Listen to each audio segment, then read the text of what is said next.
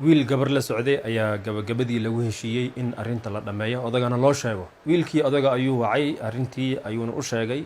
Odagii waa soo dhaweeyay. Soo dhaweynta odaga waxaa ku jirtay in gabadha lagu meheriyo wiil, isla markaana uu keensado sheekii ku meherin lahaa gabadha. Gabadha wiilka keensatay waa Xaliimo. Waxaa joogta walaasheed ka yar oo la yiraahdo Sacdiyo. Duqii gabadha dhalay wuxuu u sheegay sheekii inuu wiilka ku meheriyo Sacdiyo oo ahayd gabadhii yareed. Odagii baa qaldamay. Sheekii Sacdiyo ayaan kugu meheriyay, meherkii ma aqbashay, waa aqbalay. Isjiijid dheer kadib iyo meher dhacay ayaa la ogaaday wixii maanta dhan la meherinayay inay ahayd Sacdiyo ee aysan ahayn Xaliimadii wiilka keensatay. Su'aasha waxay tahay, maadaama magacii qaldamay, sidaas sax miyuu ku noqonayaa meherkii ku dhacay Sacdiyo ee ahayd gabadhii yareed, mise xitaa haddii uu magacii qaldamay meherkii wuxuu ku dhacayaa Xaliimo? Nin ay arrinta ku dhacday ayaa sheekha su'aasha weydiiyey, bal aan dhageysana jawaabta sheekha. mas'aladaasi fuqahadu way ka hadleen. gabadhii la goorinayay ayaa mid kale lagu sameeyey magaceeda. caashuu rabay inuu guuriyo, kadibna tu kale uu dhalayo Faadimo la yidhaah ayuu magaceedii ku guuriyey. tan la guurinayana caashaa la dhahaa. marka gabadhaydii Faadumaan kuu guuriyey guuriyo, caashuuna ka wada. marka ma gabadhii yarayd batii maxaashaa guursamaysa mise Faadumaa guursamaysa mise guurku maba jiraba? intaa keebuye meeshaasay marka fuqaadu isku khilaafayaan. waxay leeyihiin qaarkood sida xanafiyadoo kale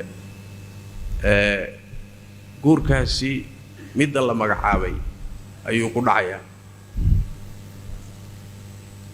qaarna waxay leeyihiin maya midda loo qasto niyada lagu hayo lagu heshiiyey ayuu meherku ku dhacaya. magacan khaldamay macno male.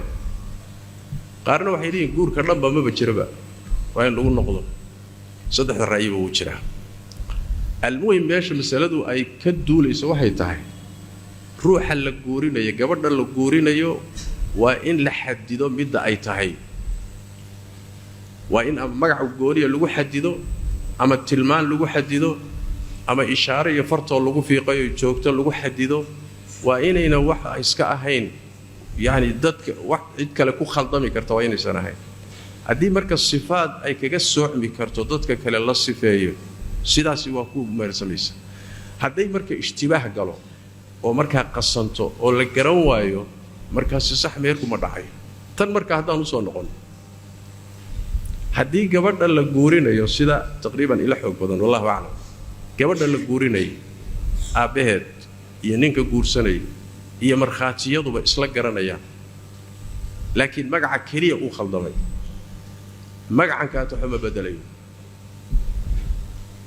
laana markhaatiyaduna way garanayaan, soo maa markhaatiyadu way garanayaanoo Xaliimaa la guurinaya.